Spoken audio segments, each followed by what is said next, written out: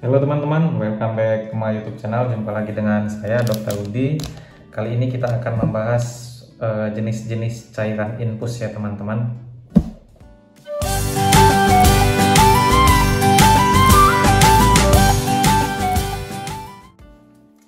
Jadi teman-teman, di sini saya menyediakan berbagai macam cairan infus yang tersedia di tempat praktek ataupun di rumah sakit ya teman-teman. Di sini saya akan mereview jenis-jenis cairan infus dan kegunaan dari cairan infus ini ya teman-teman.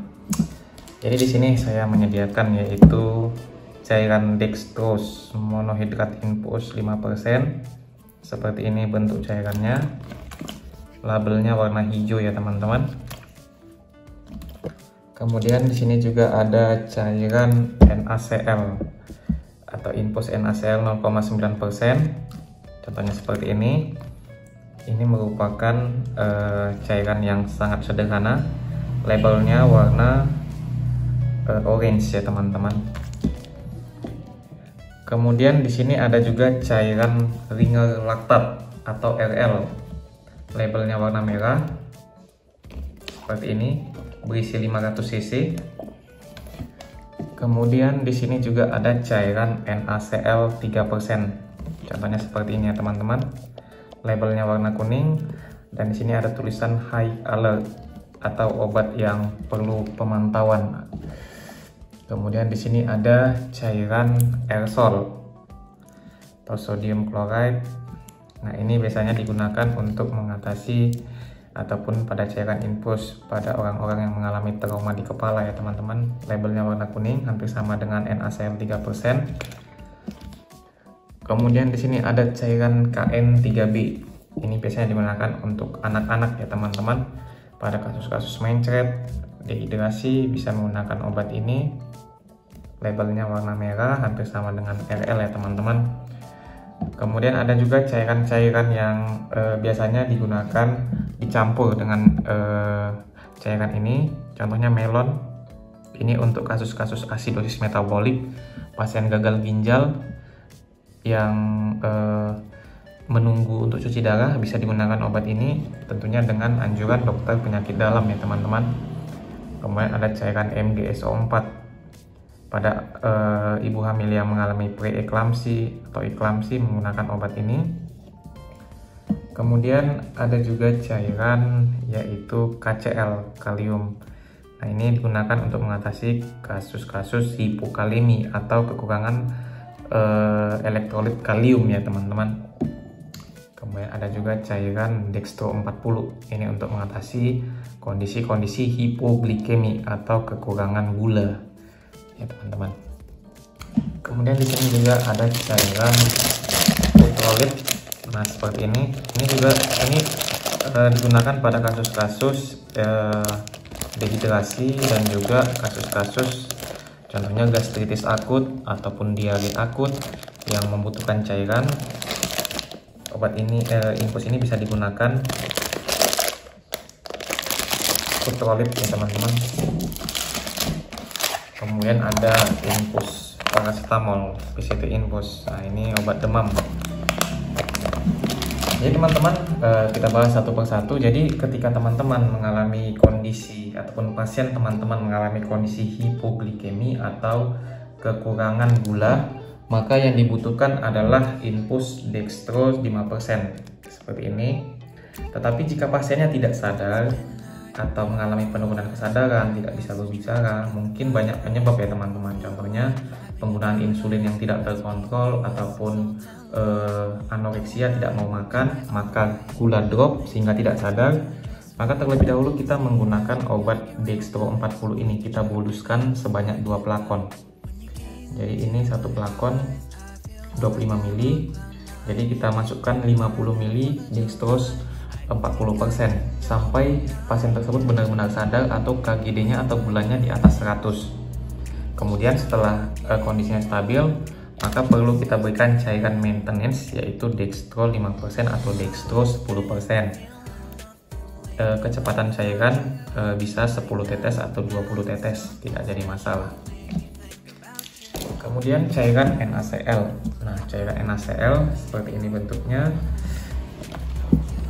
Jadi untuk kita lihat komposisinya teman-teman. Komposisi dari dextro 5% itu hanya mengandung dextro saja ya teman-teman.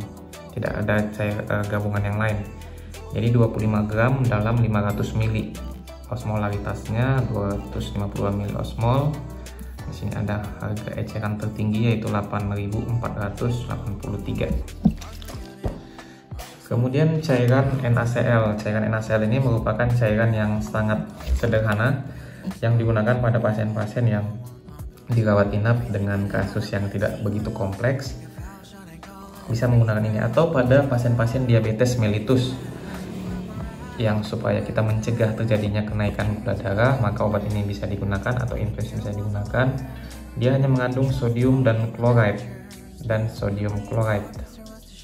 Harga eceran tertinggi yaitu 8.550. Kemudian cairan RL. Nah, cairan RL ini digunakan untuk mengatasi kondisi dehidrasi atau jika kita ingin mengguyur atau meresusitasi cairan, biasanya menggunakan cairan ini. Karena cairan ini begitu lengkap, ada mengandung sodium laktat, potasium klorat, sodium klorat, potasium klorat, kalsium klorat.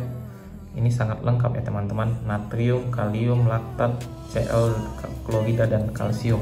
Tetapi perlu perhatian kalau infus ini tidak bisa digunakan atau dilarang pada kasus-kasus gagal ginjal karena dia bisa mengandung laktat dan juga kalium, di mana pasien gagal ginjal itu cenderung memiliki kondisi hiperkalemi atau kelebihan kalium ini. Dan juga pada pasien-pasien DM kita cegah penggunaan laktat. Maka pada kasus-kasus diabetes mellitus dan kasus gagal ginjal maka biasanya menggunakan obat natrium chloride atau NaCl. Kemudian cairan NaCl 3% ini adalah kondisi-kondisi yang digunakan pada kasus pasien-pasien hiponatremi atau kekurangan natrium. Maka kita menggunakan ini. Biasanya dokter penyakit dalam akan menggunakan obat ini dengan tetesan mikro atau 20 tetes mikro, karena ini bersifat sangat asin ya teman-teman, bisa mengakibatkan plebitis. Jadi tetesannya pelan seperti ini teman-teman. Pada kasus-kasus gagal ginjal, kemudian anoreksia, biasanya mengalami kekurangan garam atau hiponatremi, maka kita menggunakan infus NaCl 3% ini ya teman-teman. Kemudian ini seperti yang saya katakan tadi, aerosol digunakan pada kasus-kasus yaitu kecelakaan lalu lintas dengan adanya trauma kepala atau trauma kapitis untuk menarik cairan atau menarik cairan atau edema cerebri sehingga edema cerebrinya bisa berkurang ya teman-teman. Ini mengandung natrium, kalium, kalsium, dan chloride. Kemudian cairan selanjutnya adalah cairan KN3B. Nah, ini merupakan cairan yang digunakan pada kasus-kasus GE pada anak atau diare pada anak. Ini mengandung sodium, laktat, potasium, dan chloride. Jadi ini sangat cocok untuk digunakan untuk pasien-pasien anak yang mengalami kehilangan elektrolit yang banyak. Contohnya pada kasus mual muntah dan juga GE akut. Ini sangat cocok karena mengandung banyak kandungan elektrolit ya teman-teman. Kemudian untuk cairan yang tadi sudah kita bahas ya teman-teman, yaitu dextro 40, kemudian MDSO4 untuk anti kejang, kemudian melon untuk kasus-kasus asidosis metabolik, kemudian ada KCl untuk kasus-kasus hipokalemi. Jadi nanti kita akan membahas satu persatu cairan ini, tetapi untuk perkenalan cukup sekian informasi tentang berbagai jenis cairan infus. Jadi teman-teman bisa belajar permukaan, artinya belajar pengenalan tentang cairan infus. Ada seperti ini. Tentunya jika ingin mendalami bisa nanti kita akan membahas satu persatu, tapi untuk sementara kita hanya membahas sekilas tentang cairan infus ini. Jangan lupa untuk like, komen, dan subscribe video ini serta bagikan bagi teman-teman yang ingin mengenal tentang jenis-jenis cairan infus. Terima kasih teman-teman, salam sehat.